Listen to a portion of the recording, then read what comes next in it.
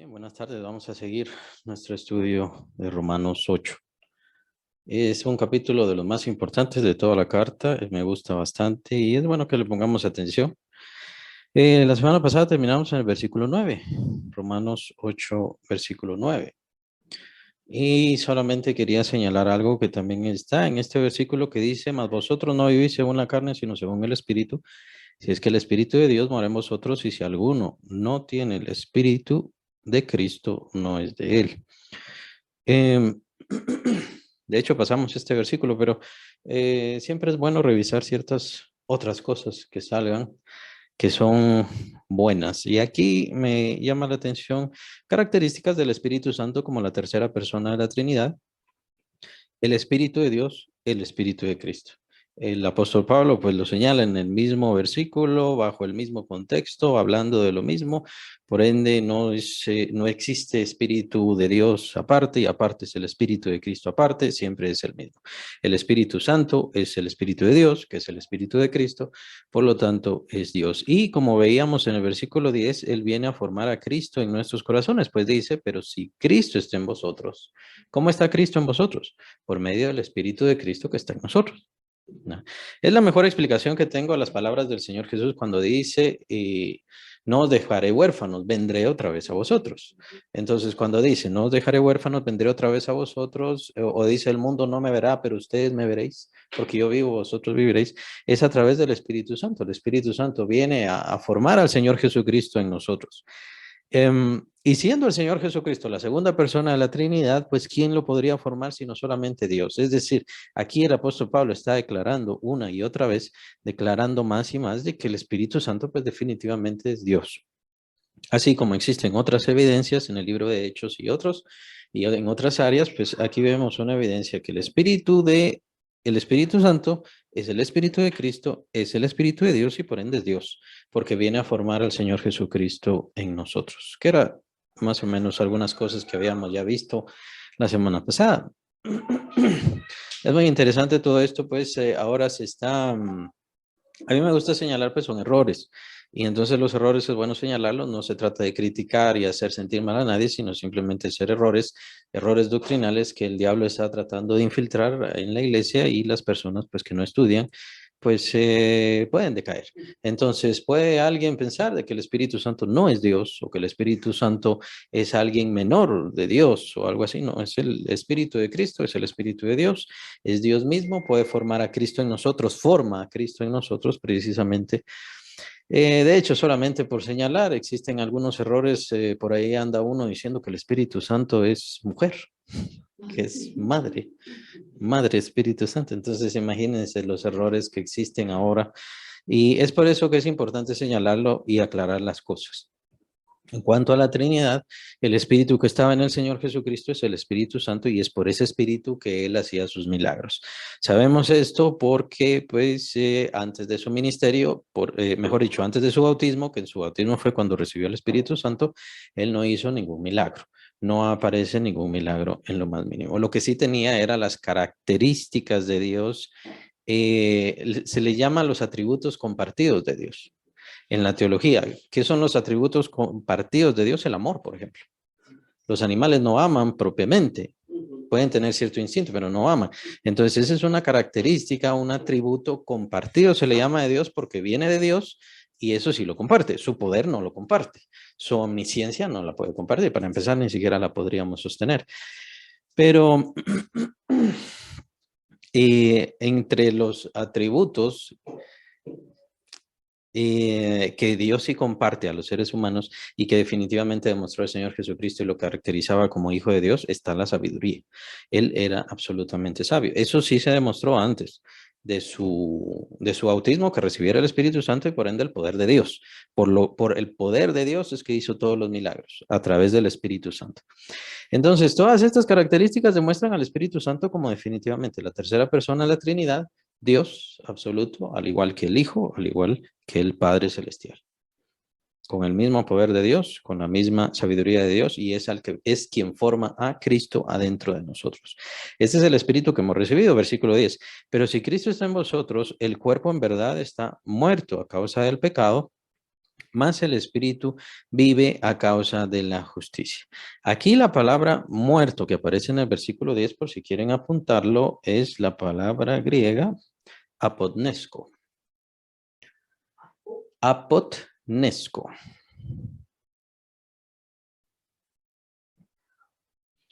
Sí me puse a revisar esto porque en un versículo más adelante nos va a ser muy interesante esta palabra con otra palabra que utiliza el apóstol Pablo, perdón, para hablar de matar, ¿sí?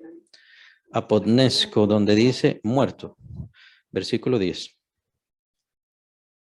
Bienvenida, Grisel, estamos viendo versículo 10 del capítulo 8 de Romanos, en donde dice el apóstol Pablo, pero si Cristo está en vosotros, el cuerpo en verdad está muerto. Ahí cuando dice muerto es la palabra apodnesco, a causa del pecado. Aparentemente la variante, porque existe otra variante de palabra morir o matar, y que la vamos a ver más adelante, porque lo menciona el apóstol Pablo más adelante. Pero esta variante apodnesco pareciera que hay una intención, es decir, por alguna razón se hizo matar, según parece. Lo voy a explicar más adelante, pero aquí simplemente con eso llama la atención, pues es a causa del pecado. Vean cómo dice el apóstol, cómo lo caracteriza. Está muerto en la carne, sí, pero está muerto a causa del pecado. O sea, el pecado hizo matar nuestra carne. Entonces es muy interesante esto, todas nuestras enfermedades y por supuesto que conllevan ya a la muerte, esto viene a causa del pecado, esto no es Dios, Dios no lo quiso, Dios no lo buscó, es a causa del pecado y es a causa del pecado que todos nosotros hemos heredado. El cuerpo morirá y es lo que he venido repitiendo y lo he venido repitiendo porque el apóstol Pablo lo viene repitiendo. Desde el capítulo 6 lo venimos viendo, el apóstol Pablo nos viene explicando de cómo el cuerpo tiene que morir, no queda de otra, tiene que morir a causa del pecado. Para que entonces venga la vida, la resurrección, el levantamiento. Venga entonces el poder de Dios a levantarnos. El apóstol lo va a hablar, por cierto, en el versículo siguiente. Ahora, ahí no termina el versículo, dice, mas el espíritu vive a causa de la justicia. Y esta parte es muy interesante, en la cual es bueno que reflexionemos. El espíritu vive a causa de la justicia. ¿Y de qué está hablando? Está hablando de la muerte. Cuando venga la muerte de nuestro cuerpo, porque definitivamente vendrá, entonces el espíritu permanecerá vivo. ¿A causa de qué? A causa de la justicia. Entonces, estas son cosas que deberíamos grabarlas en nuestro corazón. Nuestro espíritu ya es justo. Nuestro espíritu es justo. Aquello de los santos óleos que practican ciertas personas, ¿no? Ciertas religiones, santos óleos o la extrema unción o ese tipo de cosas, o la confesión al final de todo, pues esas cosas no funcionan en sí, no sirven si no existe la justificación propiamente. Si esa persona no ha sido justificada y por ende su espíritu ya vive, pues ninguna cosa que haga le va a servir. Tiene sentido. ¿Ya? Entendemos entonces que viene la fe, o mejor dicho, tenemos fe y a causa de la fe en el Evangelio, en la palabra de Dios, es por eso que Dios envía su Espíritu y al recibir su Espíritu, entonces nacemos de nuevo. Por ende, entonces, permanecemos vivos por causa de la justicia que el Señor Jesucristo nos ha dado.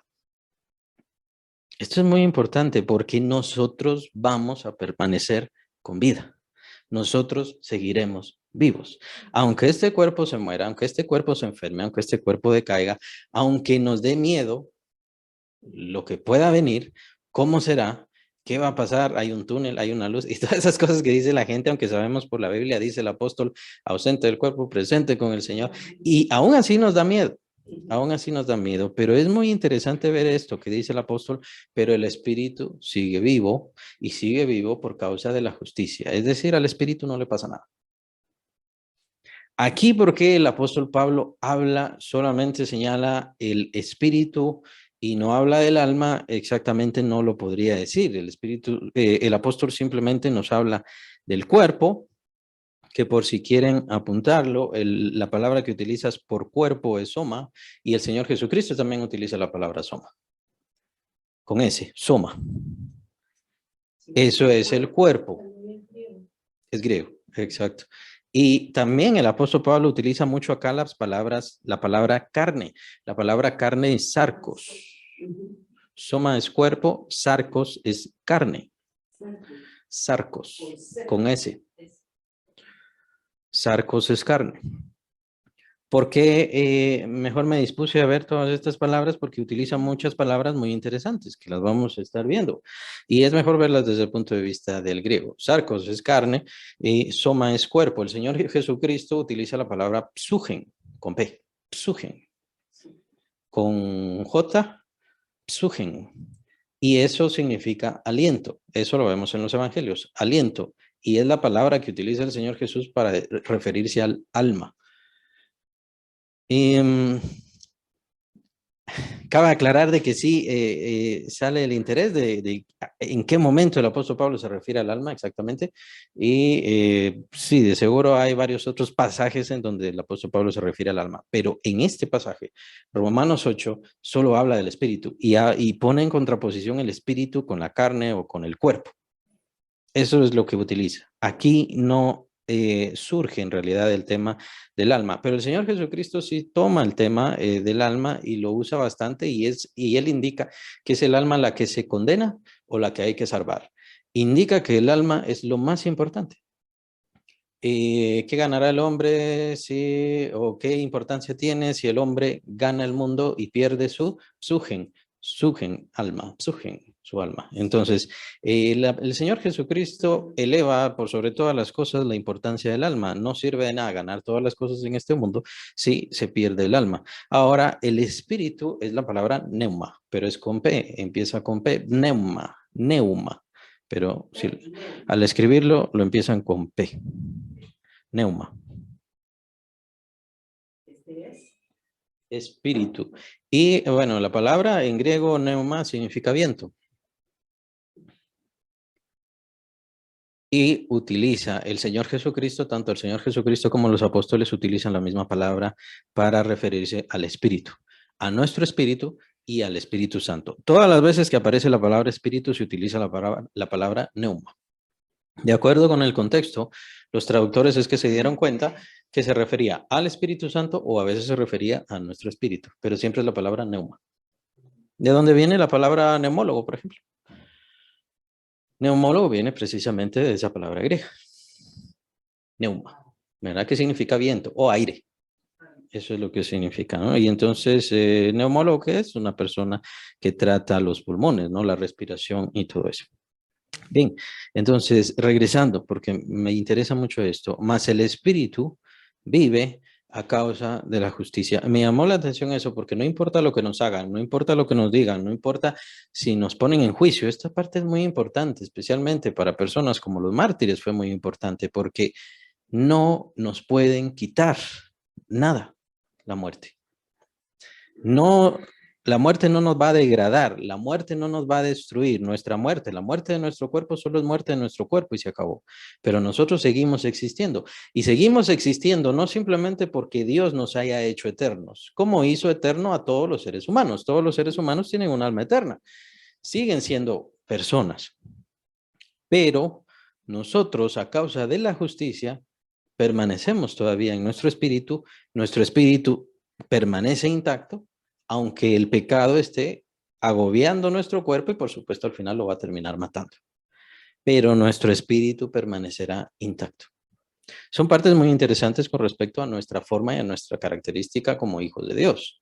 Porque pensamos, bueno, hago esto mal y entonces estoy dañándome a mí, estoy haciéndome algún daño. Formalmente la justicia yo no la puedo destruir. La justicia que está en mí. Mi espíritu permanecerá justo delante de Dios. Y es por eso que en el instante en que muera, entonces estoy inmediatamente presente con el Señor. Ahora, ¿cuál es la consecuencia de mi pecado que continúa siendo? Mi muerte física. Y que va a pasar de todas formas. Mi muerte física va a pasar de todas formas. Esto no quiere decir, obviamente, que sigamos pecando, pues obviamente es la idea y es como inicia capítulo 6, ya lo vimos de Romanos. Por tanto, entonces seguiré pecando para que la gracia aumente en ninguna manera, dice el apóstol Pablo, porque si ya hemos muerto al pecado, ¿cómo vamos a seguir haciendo? Y de hecho el apóstol Pablo habla más adelante de eso, pero es una parte muy interesante porque me hace pensar en cuando mi cuerpo se rinda, se caiga, ¿no? Se aparte, deje de vivir este cuerpo, mi espíritu seguirá. Y yo seguiré siendo la misma persona por causa de la justicia que me dio el Señor Jesucristo. Es muy interesante. Es muy interesante la idea. No tenemos entonces por qué preocuparnos de que tengo que hacer alguna cosa más, tengo que cumplir alguna cosa más. Es bueno servir al Señor y para eso nos creó Dios. Ese es el fin por el cual Dios nos ha creado, para servirle. Y ese es el fin verdadero por el cual vivimos, lo vamos a ver más adelante. Ese es el fin por el cual seguimos viviendo, para servir a Dios. Lastimosamente, los cristianos, pues muchas veces no entendemos eso, no logramos comprender totalmente eso, que ya no pertenecemos más a esta vida y que esta vida ya no es tan importante como lo era o como lo es para los seres humanos. Nosotros ya vivimos en espíritu, por lo tanto tenemos otros intereses. Versículo 11 dice, si el espíritu de aquel que levantó de los muertos a Jesús mora en vosotros, el que levantó de los muertos a Cristo Jesús vivificará también vuestros cuerpos mortales por su espíritu que mora en vosotros. Entonces, ¿cuál es la señal de la resurrección o de que sí he de ser resucitado? ¿Cuál es el sello de la salvación? El apóstol Pablo lo repite en Efesios, lo dice también en Corintios, el sello de nuestra salvación es el Espíritu Santo. Y al tener el Espíritu Santo tengo la absoluta certeza de que voy a resucitar. Ahora, para que mi cuerpo resucite, ¿qué tiene que pasar? Morir. Ese es el término, morir. Irremediablemente tiene que morir. En Tesalonicenses no lo vamos a ver, pero en Tesalonicenses está aquella porción en donde dice, aquí os digo un misterio, no todos dormiremos, pero todos seremos transformados en un abrir y cerrar de ojos, a la final trompeta. El apóstol Pablo entonces empieza a hacer esta elaboración acerca de la resurrección. Y siempre me llamaba la atención eso de, aquí os digo un misterio. ¿Cuál era ese misterio? No todos dormiremos, pero todos seremos transformados. Ahora, ¿cuál es el misterio? El misterio no es que los que mueren van a resucitar. El misterio es que van a existir algunos que no morirán y que serán transformados. Ese es el misterio. Porque la norma o la forma elemental o el orden elemental que Dios dejó es, primero tiene que suceder la muerte de nuestro cuerpo, tiene que suceder para que entonces venga la resurrección de nuestro cuerpo. Ese es el orden elemental. Entonces, así es como debemos ver la muerte nosotros como creyentes. Nosotros, al dejar este cuerpo, inmediatamente estamos ante la presencia de Dios. ¿Y por qué estamos ante la presencia de Dios? Porque ya somos justificados, ya está la justicia y tenemos la justicia de Cristo. ¿Y quién estará allá? Yo, ustedes. No, no será una persona diferente, no serán a la mitad, por así decirlo, sino que seremos nosotros porque ya estamos justificados. La idea de Romanos 3:23 cuando dice, por cuanto todos pecados están destituidos de la gloria de Dios, ahí destituidos en el griego da a entender de que no logran alcanzar lo que deberían alcanzar, no logran llegar hasta donde deberían llegar o cumplir lo que deberían cumplir para poder estar en la gloria de Dios. Ahora, en Cristo Jesús nosotros hemos sido perfeccionados, lo que indica que hemos sido completados y hemos logrado alcanzar esa meta, ese nivel que Dios exigía. Entonces, nuestra justicia ya está cumplida, nuestro espíritu ya está completamente justo delante de Dios. Por lo tanto, no tenemos que buscar mayor justificación. Ya somos justos. La muerte del cuerpo del creyente vendrá a causa del pecado, que en esto no solamente interviene la vida natural del ser humano o del creyente, perdón, para morir, pues todos moriremos, sino que nosotros hemos muerto en Cristo Jesús. Eso también lo explica el apóstol Pablo en el capítulo 6 de Romanos. Entonces, en Cristo Jesús hemos muerto y ya estamos muertos para morir. Esas son las expresiones que utiliza el apóstol Pablo. A veces es un poco complicado, pero por ende es que tenemos que entender de que es segura nuestra muerte física y por lo tanto no debemos verla como una ruina, como una tragedia, como una destrucción, incluso como una separación. Nuestros seres queridos que ya partieron con el Señor siguen siendo ellos allá con el Señor.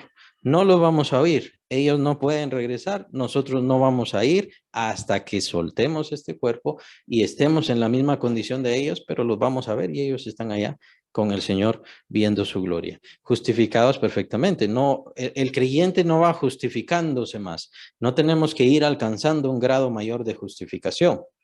Sí vamos a ver qué es lo que tiene que hacer el creyente, porque el apóstol Pablo lo habla, pero el creyente ya alcanzó su nivel de justificación suficiente para estar en la presencia de Dios, de tal manera que si yo hoy muero, estoy en la presencia de Dios. Si yo muero en un año, estoy en la presencia de Dios. Si muero en 20 años, estoy en la presencia de Dios. O sea, es eh, sin importancia el tiempo y el momento de nuestra partida. Ya tenemos la justificación y no tenemos por qué estar buscando ninguna justificación. Entonces, ¿qué es lo que tiene que estar buscando el creyente? Versículo, versículo 12. Así que, hermanos, deudores somos. 12. Deudores somos, no a la carne para que vivamos conforme a la carne. ¿Por qué? ¿Por qué la carne? Porque la carne ya está muerta, la carne ya está sentenciada, la carne va a morir. Ahora, nuevamente aclaro, sí, ya lo he aclarado y nuevamente lo aclaro para que no vayamos a malentender esto. Y si nuestro cuerpo ya está sentenciado a morir, no quiere decir que dejemos de pedir porque el Señor lo sane.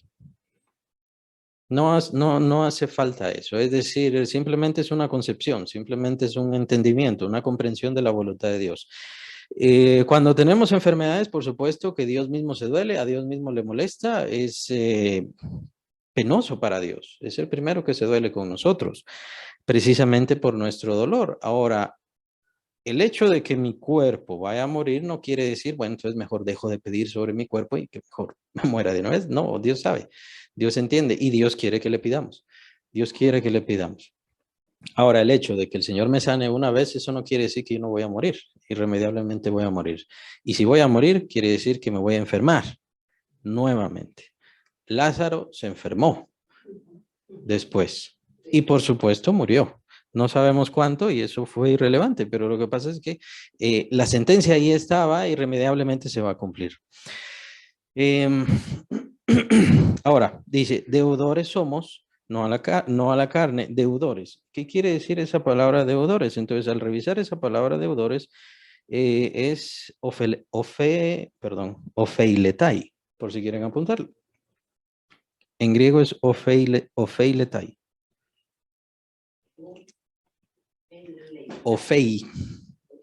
Ofeiletai.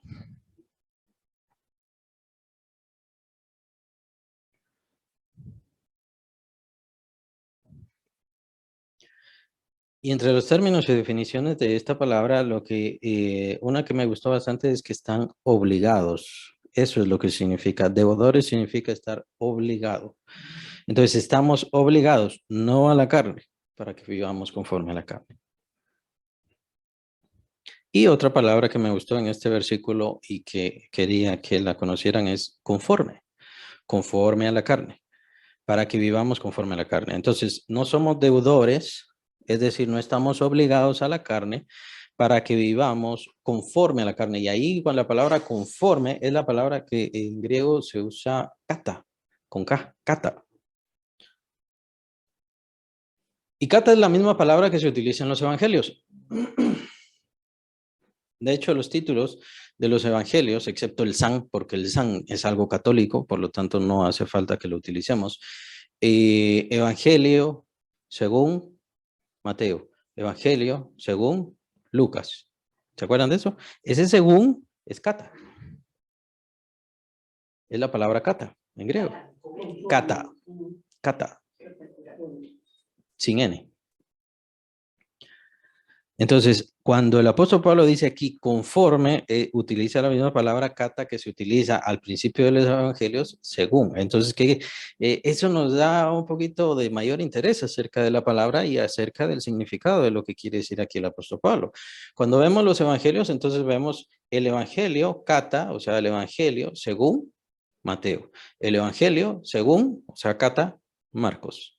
Entonces, como Marcos se acuerda, como Marcos buscó, como Marcos recibió información, ¿Ya? De ahí, como Lucas recibió información, como él investigó, él no vio, porque sabemos que él no fue un testigo presencial de todos los hechos del Evangelio. Él fue testigo presencial, pero del libro de Hechos, de Hechos de los Apóstoles. Ahí sí fue presencial, pero del Evangelio no. Entonces él recibió información, él recibió testimonios, él fue a buscar a la gente, él es un investigador y es por eso que escribió su Evangelio. Entonces por eso es ese determinante según. Entonces, es la misma palabra que utiliza aquí Pablo según la carne. Entonces, me llamó la atención porque que vivamos conforme a la carne. Ya no somos deudores a la carne para que vivamos según la carne. Y es que me da a entender que, ¿será que la carne tiene cierta forma como quiere que vivamos? Es decir, la carne, nuestra carne nos dice debe ser de esta y de esta forma. La lucha por el pecado, ¿no? Pienso que sí. Nuestra carne tiene su propio modo de ser, su propio modo de enfocarse. Desde el hambre, desde el sueño, desde la fatiga, nuestra carne nos dice, esto es lo más importante, esto es lo que tengo que hacer, esto es lo que debes buscar, esto es lo que nos dice nuestra carne y por supuesto el pecado, que el apóstol Pablo ya nos ha dicho, capítulo 7, claramente lo dejó, de que el pecado todavía está en mis miembros y todavía opera en mis miembros. Es por eso que tiene que morir. Tiene que morir para que el pecado en mis miembros muera. Entonces viene la resurrección, que todavía la están esperando todos los creyentes, tanto que estamos en esta tierra como los que están ante la presencia del Señor. Estamos esperando todavía esa resurrección, que es ya la restauración total del cuerpo y por ende el cumplimiento perfecto de toda la promesa de Dios. Ahora, en este momento, en esta forma en la cual vivimos, nuestra carne nos indica hacer de cierta forma. Eso es la expresión que está dando aquí el apóstol Pablo. Y entonces, por eso el apóstol Pablo nos dice, ustedes ya no le deben nada y ya no tienen ninguna obligación sobre la carne, porque se los estoy diciendo más que claro. Su carne se va a morir y su carne se va a morir porque ya está sentenciada a morir por Dios. Cristo Jesús, su carne ya murió y no queda de otra. Ahora, si estamos enfermos, pidámosle al Señor, por supuesto, que el Señor nos sane, que nos dé alivio, que nos dé bendición. La ciencia es una bendición, la ciencia médica es una bendición permitida por Dios. Y por cierto, la ciencia es una bendición que aparece en el libro del profeta Daniel, que viene directamente de Dios. Es Dios quien concede el conocimiento y da la sabiduría. Entonces, todas esas cosas son buenas, pero tenemos que entender que nuestro cuerpo ya está sentenciado a morir. Y nuestro cuerpo nos dice de qué forma tenemos que ser. Esto es muy interesante porque esta es la forma, estas son cosas a considerar en nuestra forma de vida como creyentes. En nuestra forma de vida como creyentes tenemos que entender que nuestro cuerpo nos va a decir que tenemos que ser de cierta forma.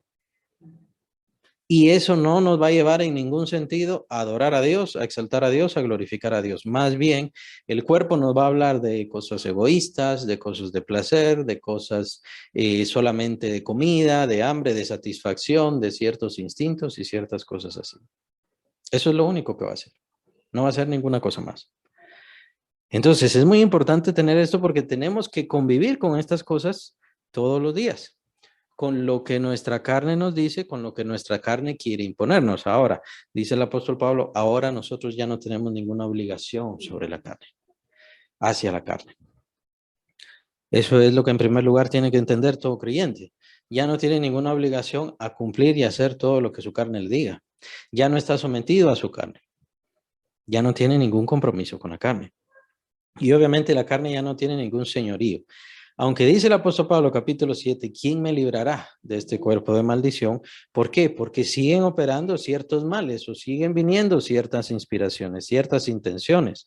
Pero aún así, dice el apóstol, ahora ya no somos deudores, ya no estamos obligados y el Señor nos ha librado de esa obligación. Ahora nosotros tenemos que ser los señores de nuestra carne y es entonces donde tenemos que someter a nuestra carne a obediencia. Nuestra carne tiene que obedecernos a nosotros, no nosotros obedecer a nuestra carne. Es muy importante esto. Ahora, solamente nos estamos explorando en este momento, solamente nos estamos explorando. Ahora vamos a ver versículo 13. Romanos capítulo 8, versículo 13. Más. Ahora, lo que pasa, eso es nada más para nuestro entendimiento. Sabemos que el Señor nos habló de la parábola del sembrador. Están aquellos que dicen, yo creo, sí, yo creo, pero dice el Señor, los afanes de este mundo, los problemas de esta vida, ahoga su fe, ahoga la palabra y se apartan. Dice también que como no tiene raíces, están los otros, entonces se apartan. Solamente aquellos que caen en buena tierra, solamente esos son los que logran ser salvos, solo ellos. Y ellos son los que dan fruto al 30, al 60 y al 100 por uno. Entonces, en este sentido, ¿qué es lo que tenemos que hacer nosotros como creyentes y maduros con las personas que están viniendo y queriendo acercarse con el Señor Jesús o al Señor Jesús? Asegúrenles, nada más, porque eso es la fe. Denles la seguridad de la fe. Usted ha creído, usted recibió el Espíritu Santo.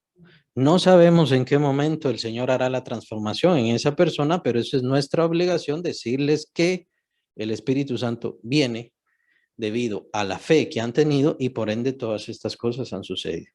En ninguna forma nosotros, aunque sepamos que en la realidad, como lo explica el Señor, hay quienes creen pero en realidad no creyeron, existen quienes creen pero se vuelven apóstatas, no vamos a hablar de eso con las personas en sí. Simplemente es algo que sabemos que ahí está. Con respecto a las personas y especialmente a los nuevos creyentes, lo que hay que hacer es asegurarles. El Señor lo que desea nada más es fe, confianza y seguridad en la obra que Él ha hecho y entonces viene el Espíritu Santo. Ahora, ¿y por qué también es el problema de la fe? Pienso que el problema de la fe también viene por causa de una mala explicación del Evangelio. O también una mala aproximación al Evangelio. Muchas personas puede ser de que se acerquen al Evangelio simplemente porque quieren ser salvos del infierno, lo cual no es completamente malo, pero eso no es todo el Evangelio. El Evangelio se trata de tener una relación íntima con Dios, directa con Dios, de renovar esa cercanía con Dios y por lo tanto ser guiados, y eso lo vamos a ver, ser guiados por Dios. Entonces hay quienes no quieren ser guiados por Dios, entonces yo solo quiero la salvación, no me interesa la iglesia, no me interesa esto. Ya desde ahí sabemos que pues no, que no es creyente. Entonces, no sé si ayudé a tu pregunta. O sea, sí es importante señalar de que la idea no es decirle a las personas, mire, crean en el Señor Jesucristo y tal vez va a recibir el Espíritu Santo. O sea, tiene que creer y la confianza, la fe viene por una certeza absoluta. Es una convicción total. Y es la misma situación con el bautismo. Recuerden que el bautismo nos salva. El bautismo es una aspiración, así lo dice el apóstol Pedro, es una aspiración a tener una buena conciencia delante de Dios, cumpliendo la orden del Señor Jesucristo. Es un compromiso prácticamente legal, pero hay quienes incluso pueden hacer ese compromiso sin verdadera fe. Ese es el problema. Hay quienes entonces levantan la mano sin fe. Hay quienes entonces dicen yo creo en Cristo sin verdadera fe. Hay quienes dicen, hay quienes se bautizan o se han bautizado sin verdadera fe. De hecho, hay quienes hasta han predicado sin verdadera fe. Entonces, ese es el problema de la fe. Y por lo tanto, nosotros no podemos dañar la fe de nadie.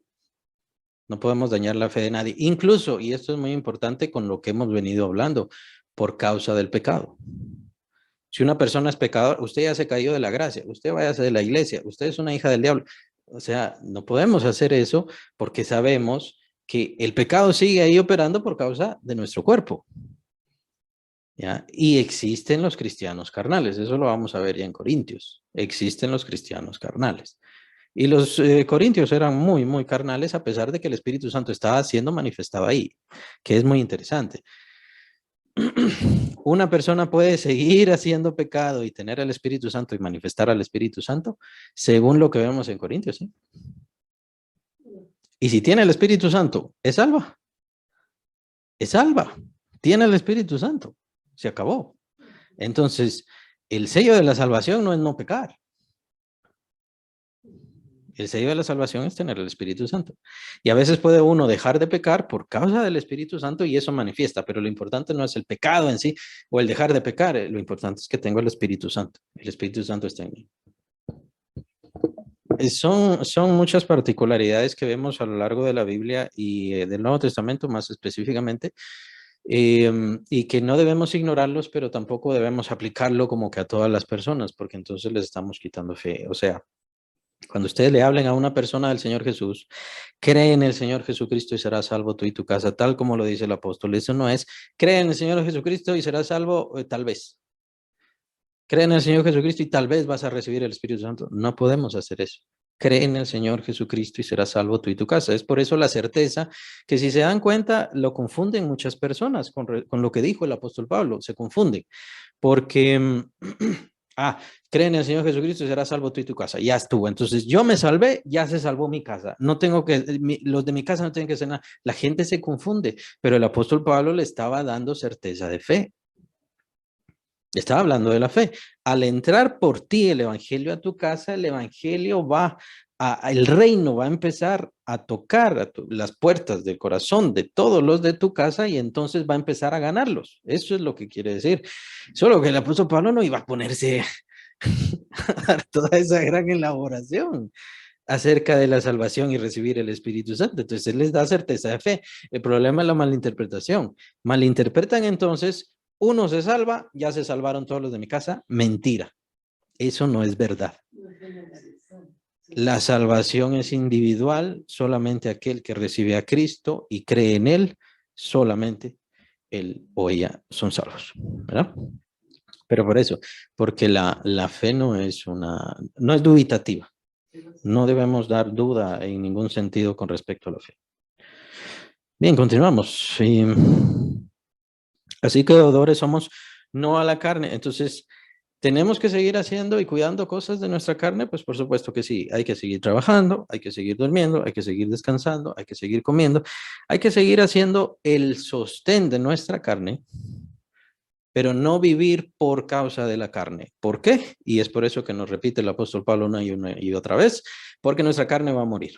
Así que no importa qué tanto dinero tengamos, lo cual no es malo, pero no importa qué tanto dinero tengamos, nuestra carne se va a morir.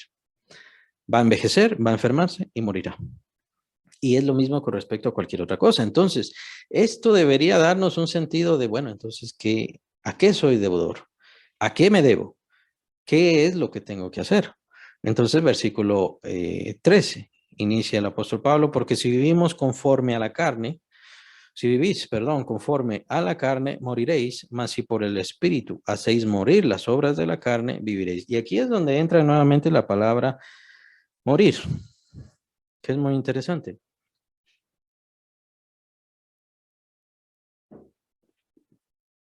Por si están apuntando.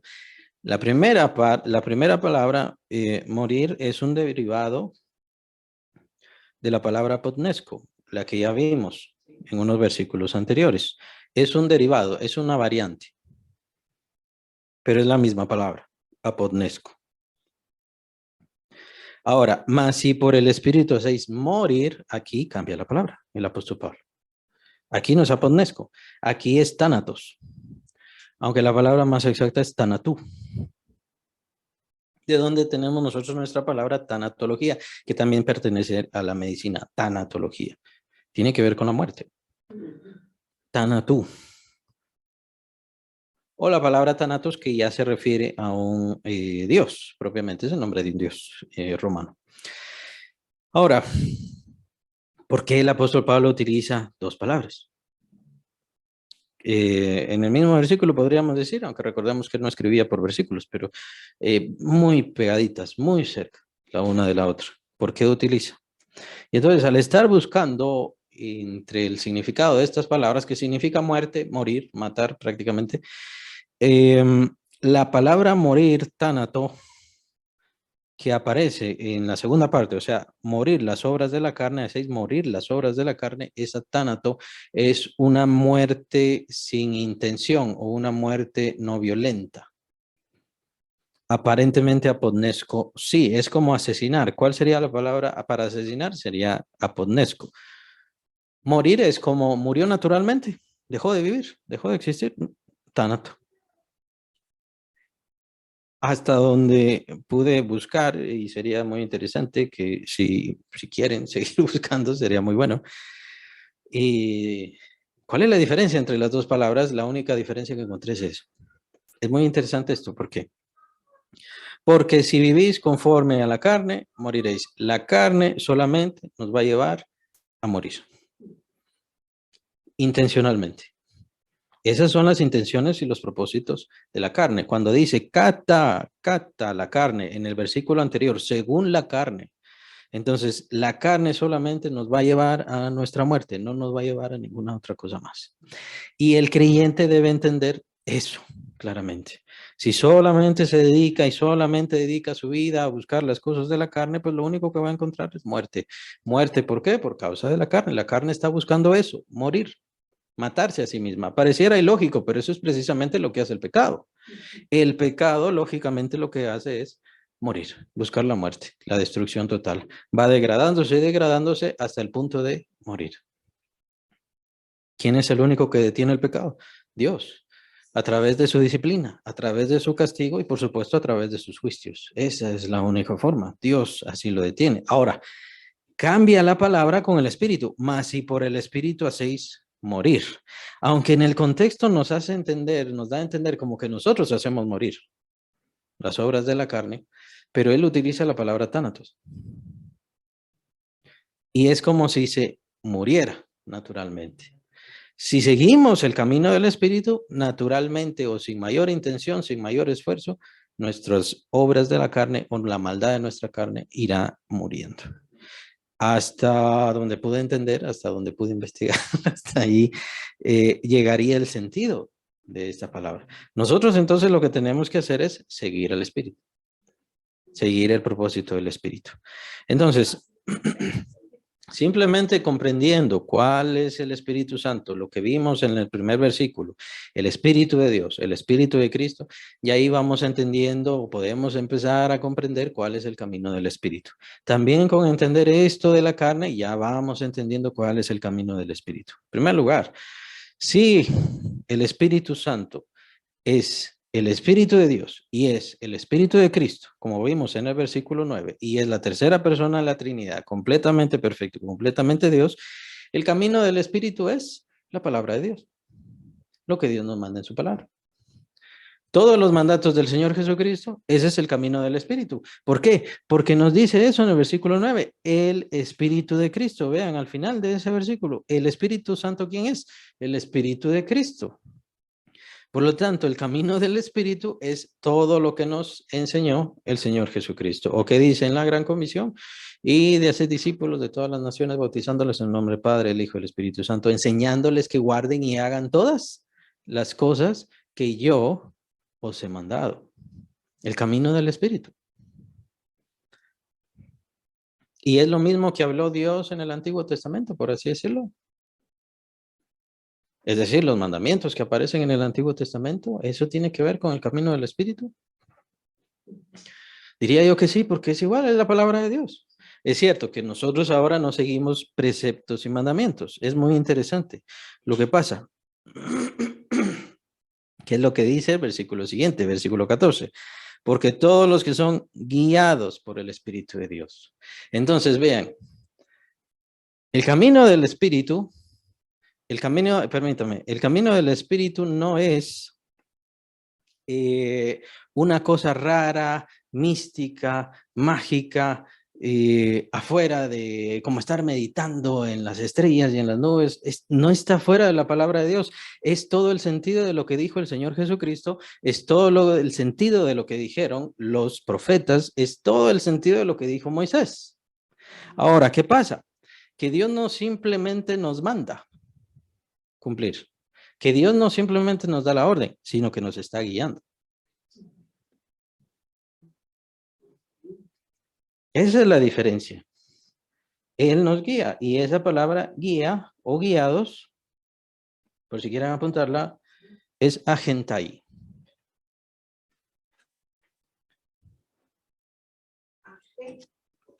Agentai.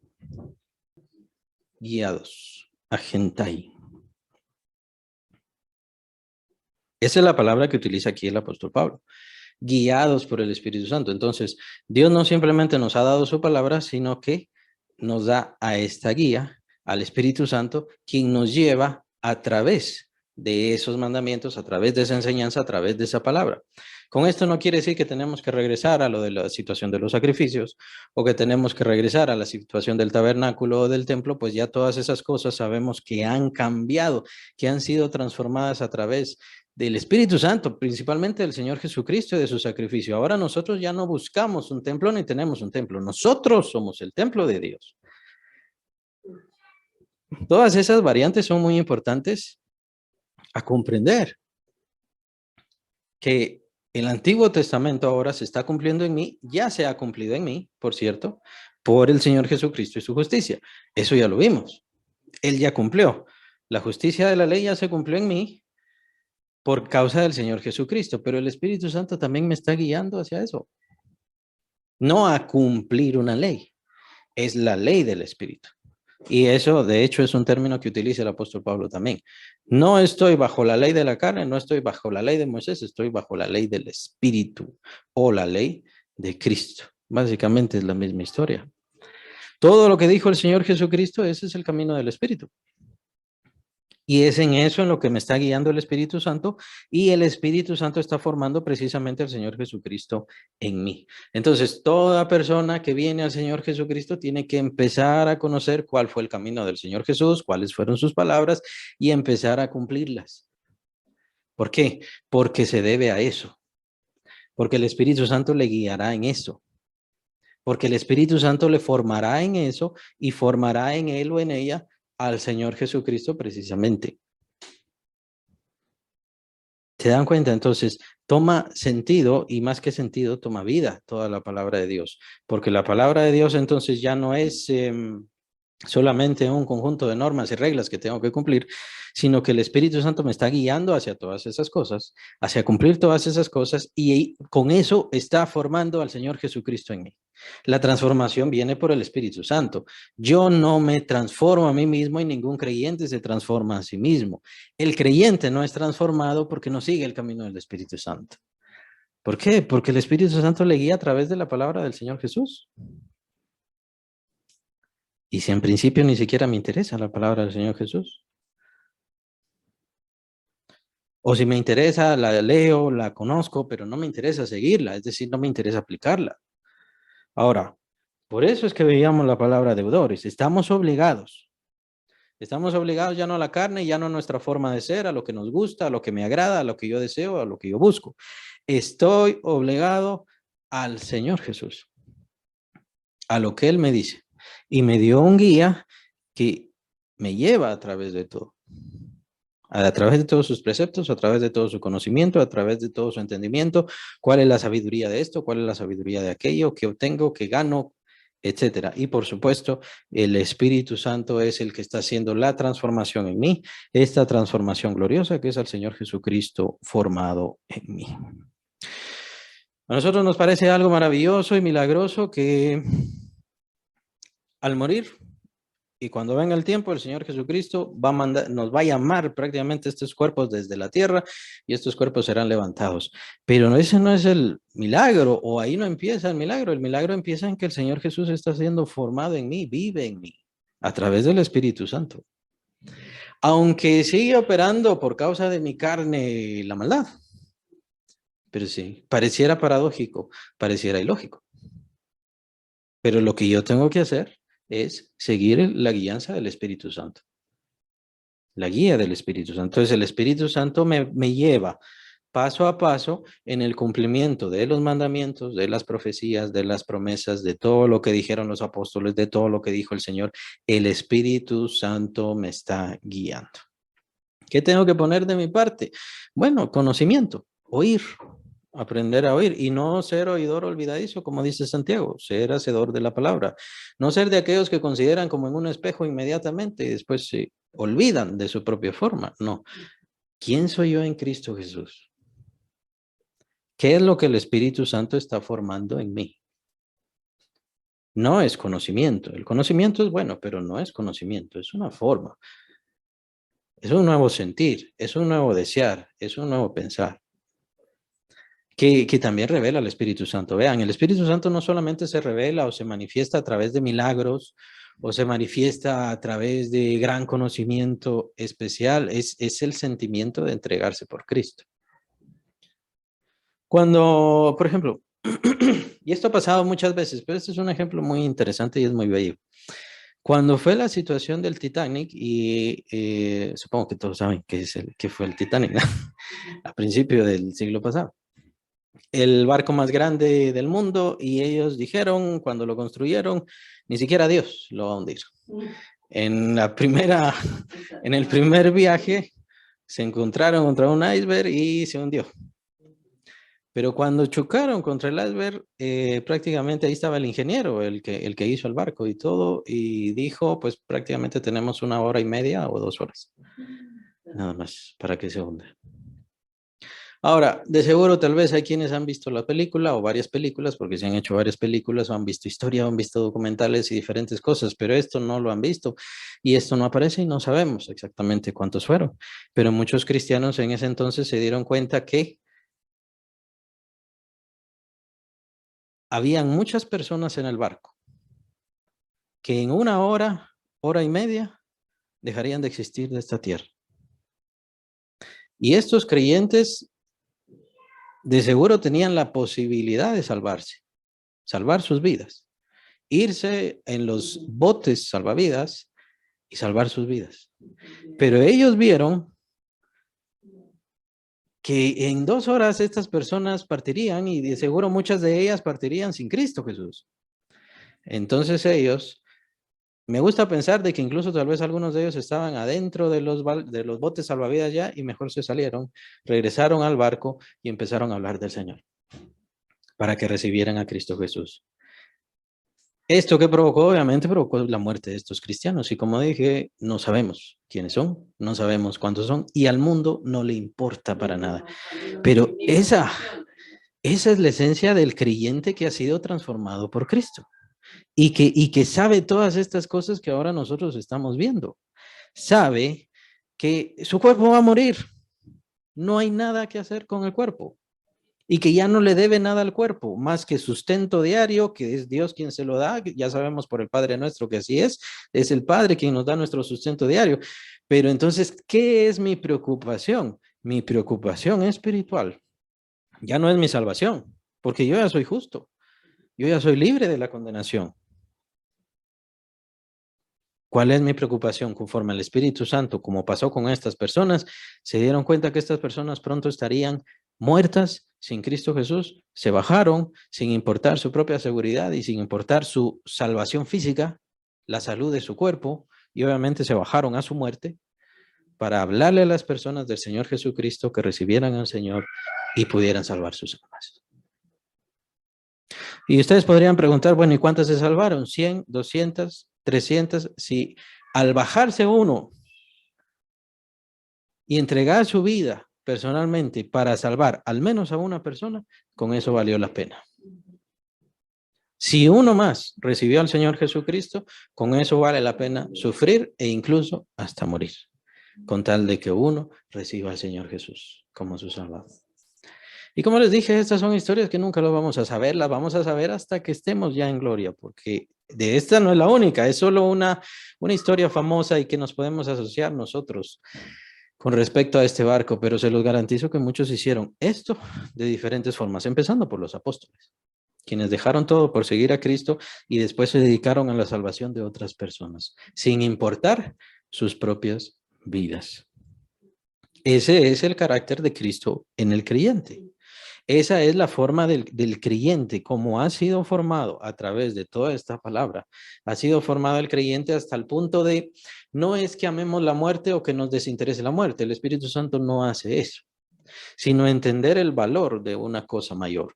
El Espíritu Santo, la salvación de las almas, el psugen que menciona el Señor Jesucristo, el alma que está a punto de condenarse y apenas tengo 1 hora o tengo media hora o tengo 20 minutos para poder predicarle a alguien para que se convierta y sea salvo eternamente. Es una confrontación bastante grande, pero estas personas fueron llamadas por el Espíritu Santo. Por eso les digo, me gusta pensar, tal vez ahí estaban en los botes salvavidas y el Espíritu Santo empezó a hablarles. En 1 hora se van a morir y se van a condenar. En media hora se van a morir y se van a condenar.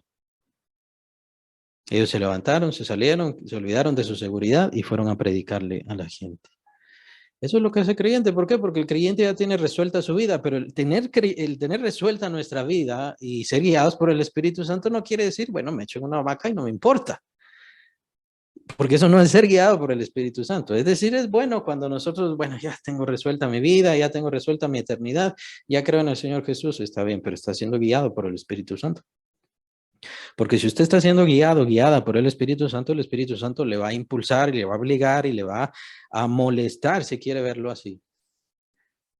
Que hable y que comparta esa salvación y esa justificación que usted gratuitamente recibió, porque hay muchísimas personas en este instante condenándose sin esa justificación. Ahora, el Señor no le va a hablar o no le va a preguntar, ¿y qué hiciste con los africanos? ¿Y qué hiciste con los chinos? ¿Y por qué no les hablaste a los chinos? El Señor me va a preguntar, ¿qué hice con mi vecino? ¿Qué hice con mi amigo? ¿Qué hice con mi familiar?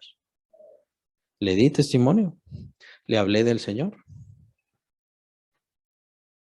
Me dejé de ser transformado, guiado por el Espíritu Santo, que Él guiara mis palabras, que Él guiara mi mente, mi corazón, mis pensamientos. Entonces, el camino del Espíritu Santo no viene, a diferencia de toda la palabra del Señor Jesús, de hecho la confirma. El camino, el andar en el Espíritu Santo no viene a rechazar todo el Antiguo Testamento.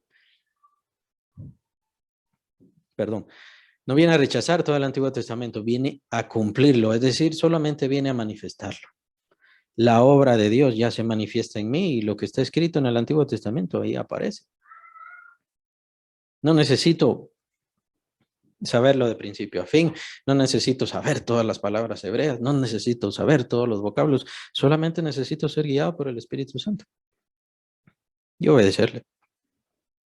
Eso es todo, ser guiados. Una persona no puede ser guiada si no le obedece a esa otra persona. Y de aquí estamos hablando del Espíritu de Dios. ¿A dónde nos lleva el Espíritu de Dios? A ser como Cristo, a formar a Cristo en nosotros.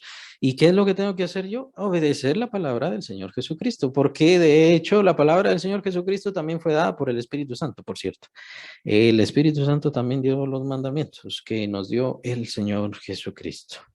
Pero Él viene a nosotros a guiarnos. Ahora, esta palabra es muy importante, con eso vamos a terminar, el versículo 14. Estos son hijos de Dios. Los que son guiados, los que somos guiados por el Espíritu de Dios, estos son hijos de Dios. Que ser guiado por el Espíritu Santo, lo acabo de decir, lo acabo de comentar. Vean a las personas si están siendo guiadas por el Espíritu de Dios. Esa es la característica. Cualquier persona que ustedes vean y ustedes quieran decir, bueno, si es una persona que hace milagros, vamos a ver qué tal. Una persona que hace maravillas, una persona que habla muy bonito, bueno, dense cuenta si es guiado por el Espíritu Santo. Una persona puede ser un gran predicador, un gran orador, hablar de una forma maravillosa, sí, pero ¿qué pasa en su vida? ¿Qué pasa en su vida? De hecho, eso era lo que le decían a una esposa de cierto pastor. Este fue un testimonio que contó un pastor, así que no conozco quién fue. Ese fue un testimonio de un pastor que le preguntaron a su esposa qué se siente vivir con este pastor, porque era un pastor tan ungido, podríamos decir así en su palabra y en su forma de hablar, y entonces decían, al ser un super santo en la casa.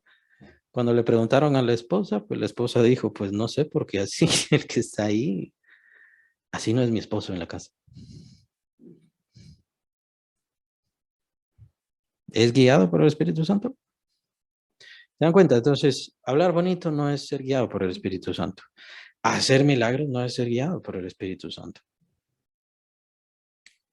Tener una gran iglesia, tener un gran ministerio, tener una gran obra, no es ser guiado por el Espíritu Santo. Tenemos que ver la obra del Señor Jesucristo y la formación del Señor Jesucristo en esa persona si nosotros vamos a decidir seguirle y a escuchar su palabra, como si fuera la palabra de Dios. Dios está siendo formado en él, Cristo está siendo formado en él o en ella. Está siendo transformado. Este mundo es muy patético en el que vivimos, en donde la idea es, escuchemos cosas frescas, ¿no? Y entonces la gente va a buscar ciertos lugares por escuchar cosas frescas y esa es su dirección. Increíblemente, esa es su dirección. Cuando nuestra dirección debe ser guiados por el Espíritu Santo en todo momento. ¿En dónde me quiere el Señor? ¿Quiere que el Señor aprenda? Si el Señor quiere que aprenda, si el Señor quiere que sirva, si el Señor quiere que le busque, bueno, ya le sirvo, quiere más el Señor que aprenda. El vivir en el Espíritu no es simplemente una cosa de palabra, es una cosa de corazón, sentimientos, deseos, propósitos, hasta el punto de menospreciar la propia vida por el Señor Jesucristo, como el ejemplo que les acabo de dar. Así lo hizo el Señor Jesucristo. Nadie tiene mayor amor que este. ¿Se acuerdan de eso? Lo dice el Señor. Nadie tiene mayor amor que este, que uno ponga su vida por sus